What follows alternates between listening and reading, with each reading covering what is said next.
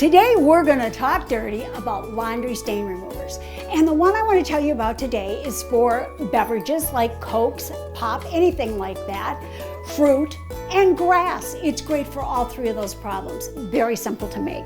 You're going to take 1/4 cup of water. Now I'm making up a small amount. You can make up whatever you want. You're going to take 1/4 cup of liquid dish soap, so it's equal portions of everything. And you're going to take 1/4 cup of white vinegar. Now we use white vinegar instead of apple cider because it's more acidic and it works better as a cleaner.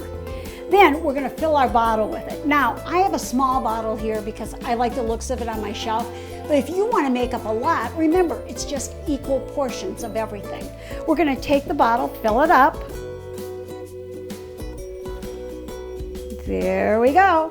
And it's a simple spray and wash. You're going to just put this on. You don't have to let it soak a long time. You're just going to spray it on the clothes, put them in the washing machine, and launder with the rest of your clothes. It's that easy to do. It's beverage, fruit, and grass stain remover.